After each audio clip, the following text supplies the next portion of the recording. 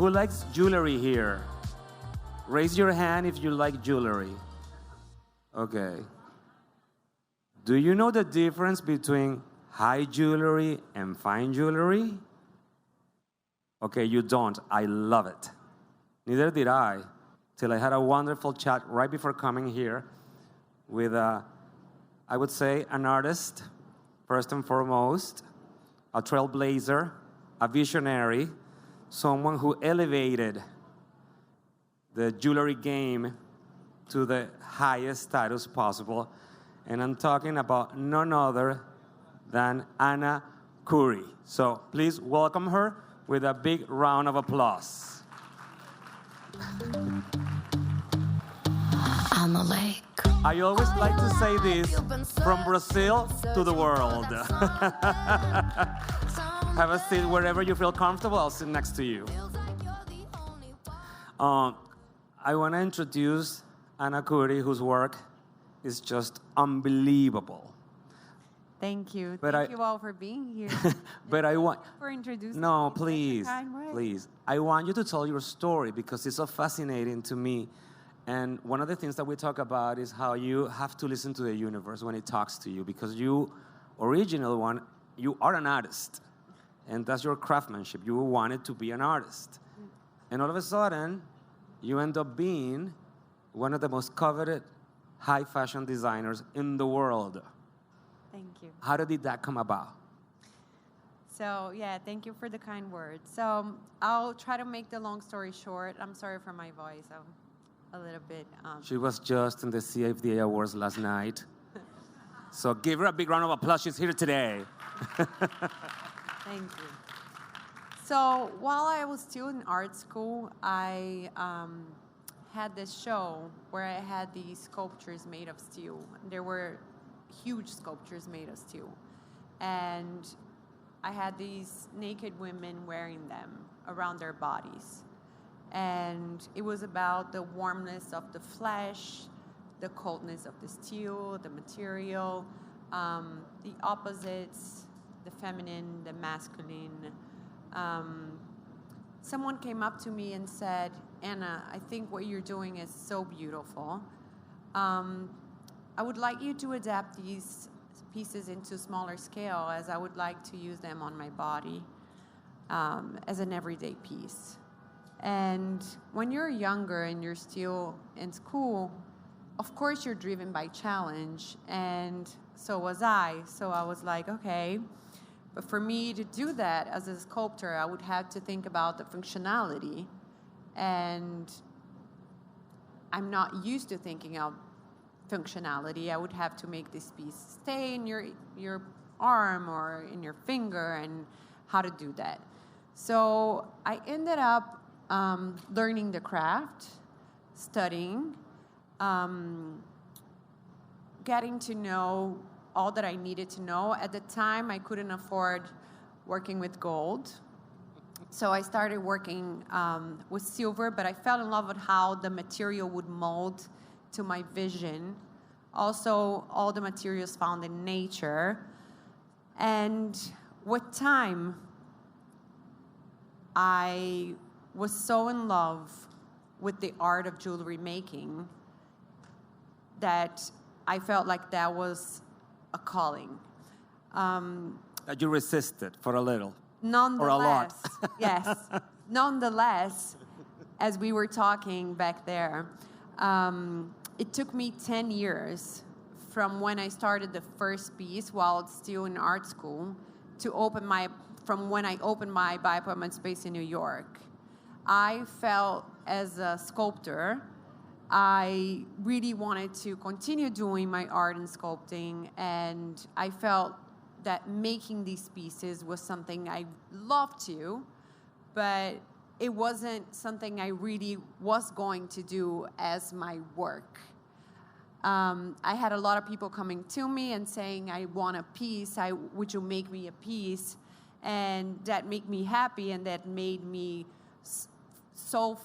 it was really fulfilling, but it wasn't something that I felt I was going to be a jewelry designer. I never felt that was my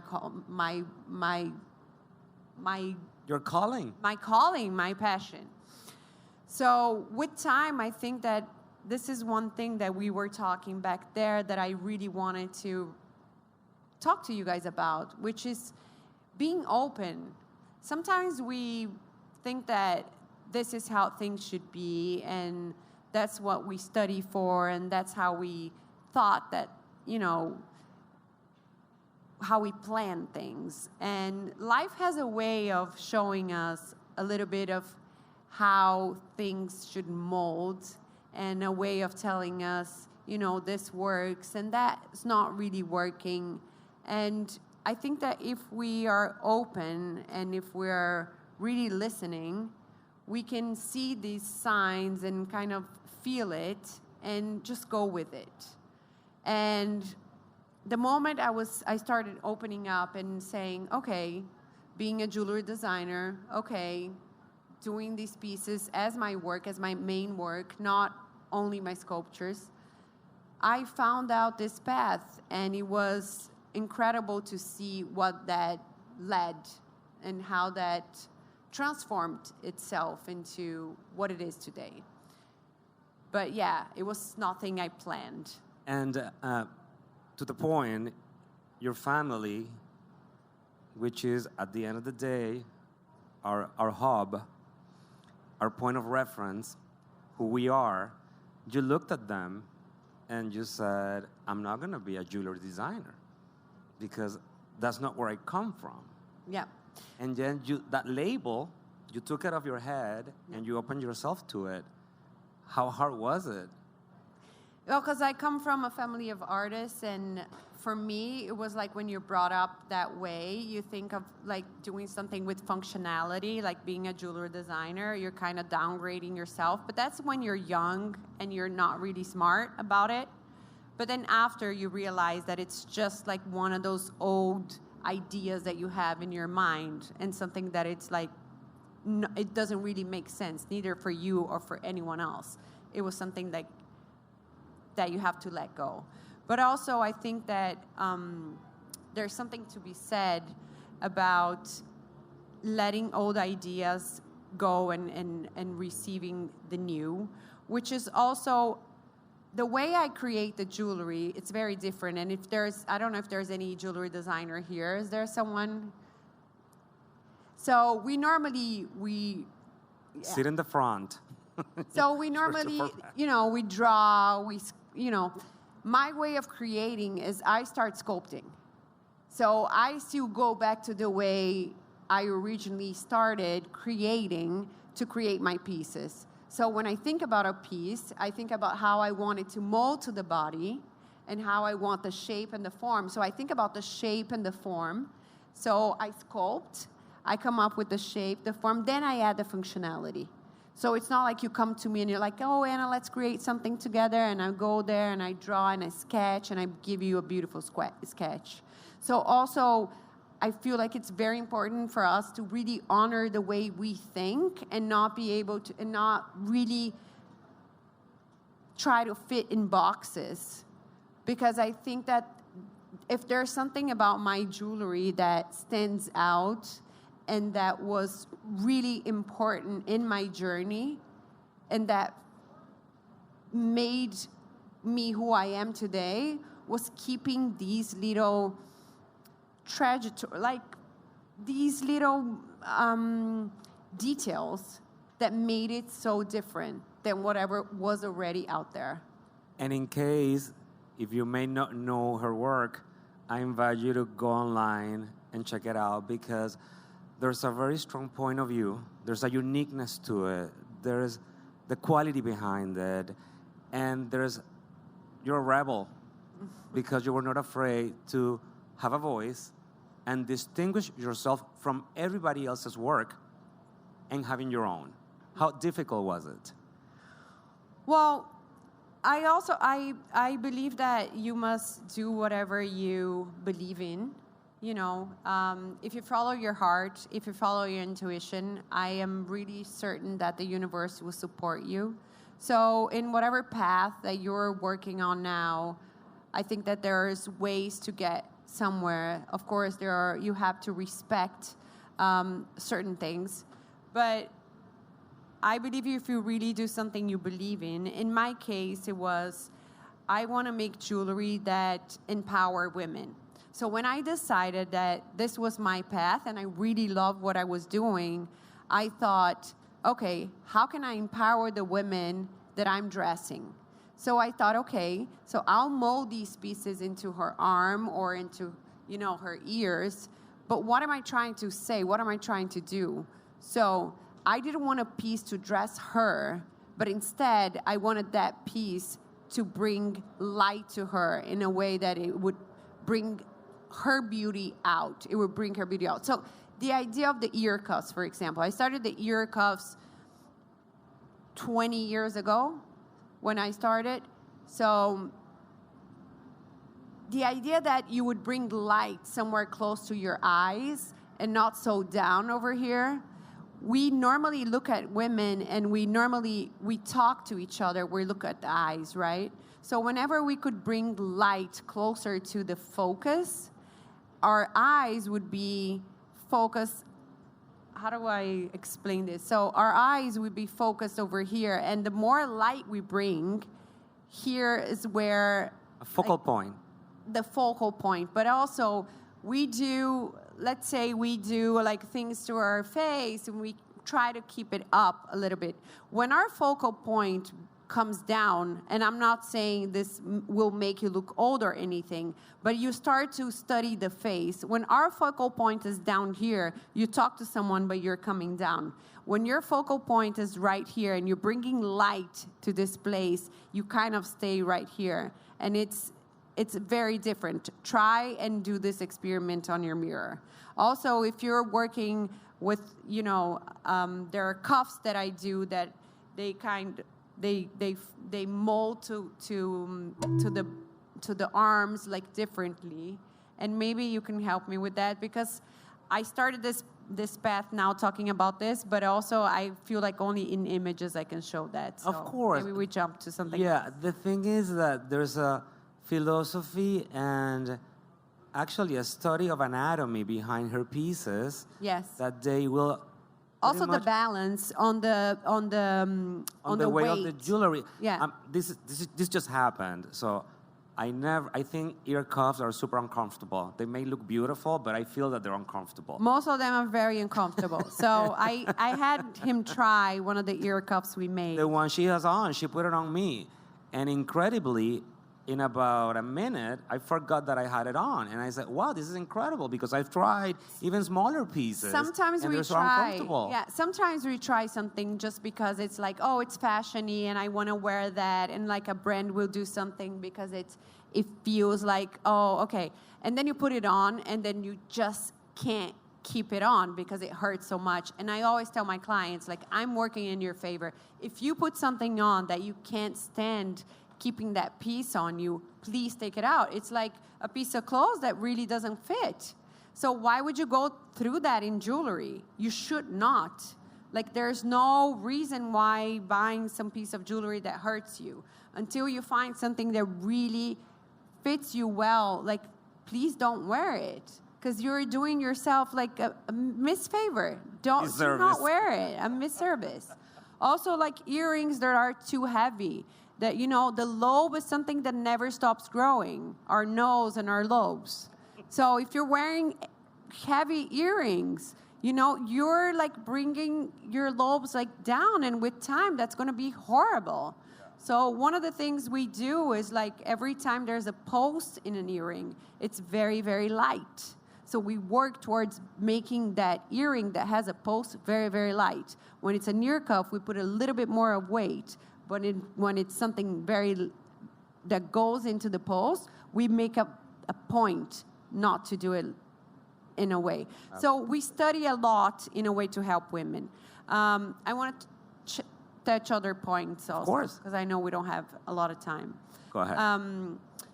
I focus a lot in one-of-a-kind high jewelry, and I wanted to explain to you guys what's the difference between high jewelry and fine jewelry. I don't know if anyone knows. I asked, and no one raised their hands, and I didn't know it until 2 minutes ago. So I figure You can explain I it believe very there well. are 3 pillars, and then I would love for you guys to ask me questions because I really want this to be like something, interactive. So first of all, I present once a year I make one exhibition once a year, and we only present up to 45 designs a year, most of them one of a kind. So I would do like 40 designs that are each one of a kind high jewelry once a year, and we present at TEFAF, the European Art Fair, or we present at like an exhibition I did at Christie's. The rest of the designs, like I would say 5, we do edition pieces, which is like small edition pieces of 1, of 20 pieces, 10 pieces, and that is very like it's very few if you compare it to other designers and collections that will go. So if you want a piece of Ana Khouri and it's done, we will never make it again. So you can collect and you can be sure that whatever you have, you'll be the only one wearing in the place, no one else is going to be wearing. Now, what's the main difference of high jewelry and fine jewelry? As our editions are fine jewelry, you can find, I'll start for high jewelry, sorry, because it's easier. So high jewelry, there are more significant stones, the work created with high jewelry, the craftsmanship, the material, and the design. The craftsmanship, it has to be an amazing craftsmanship. You need like very, very, very good quality. We make it in New York, we make it in Paris, and we make it in Zurich. Why? Because we find the best people to make each thing. So the setting, for example, when I won the Andam Award in Paris, they opened up like all these small houses for me in Paris that they wouldn't not normally open for non-French people. And I was able to work with them like in the same ateliers that they do, like Jar, they do these guys, which are amazing guys. So all the high jewelry we set in Paris. Now, it's super expensive, but for the high jewelry, it makes sense. We can't just make fine jewelry and set it in Paris because we're not even going to be able to sell it. Now, the stones are more significant stones. So then there is a way to price these things and to make it sold. Also, I wanted to talk about material.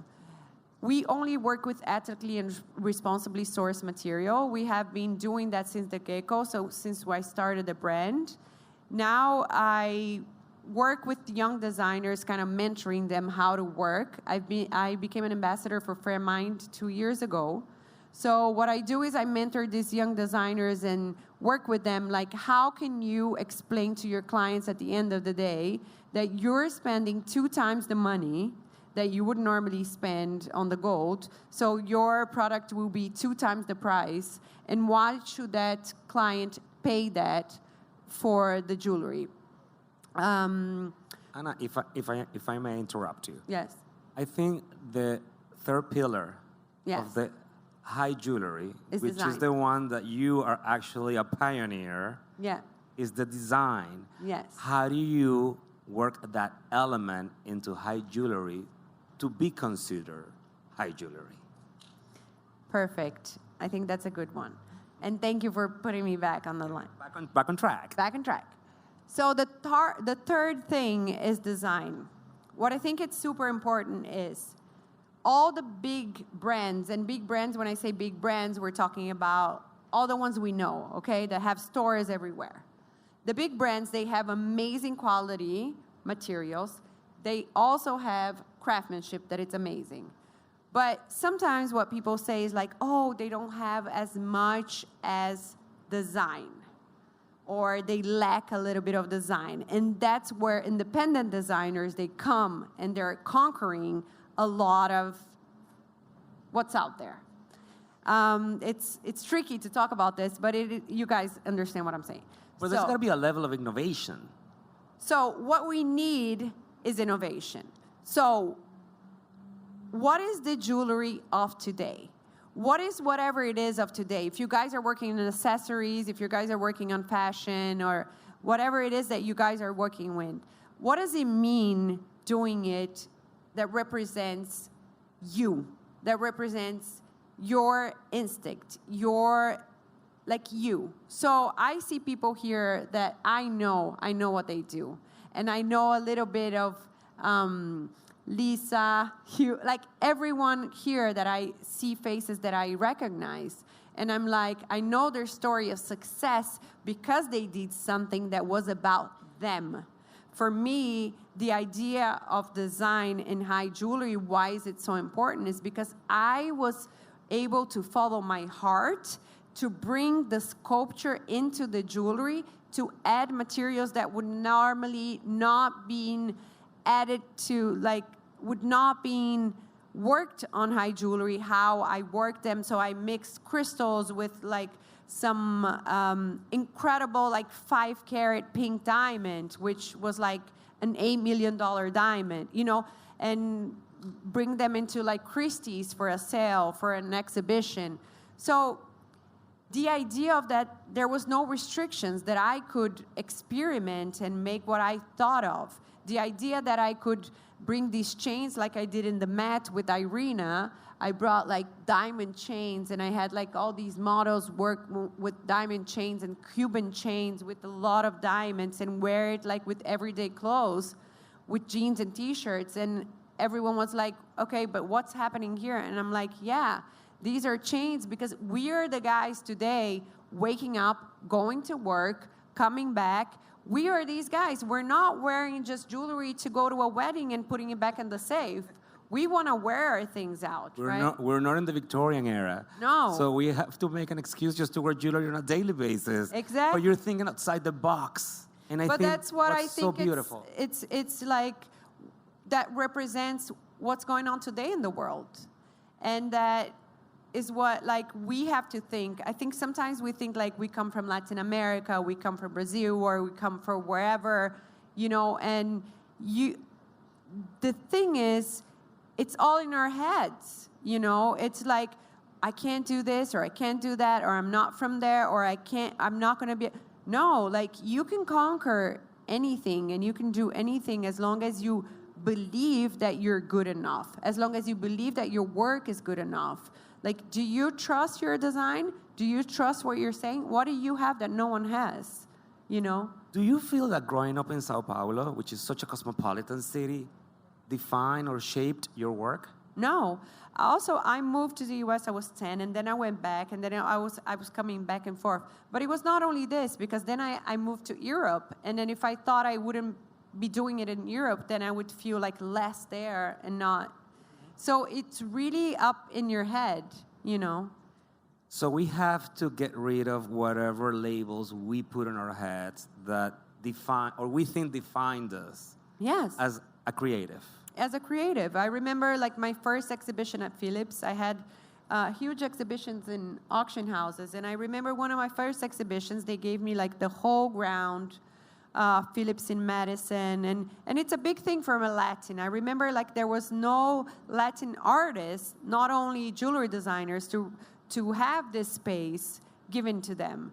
And I had already 6 solo exhibitions in auction houses. I had exhibitions in museums. Next year, I'm going to have an exhibition in Brazil, which is a retrospective of my work.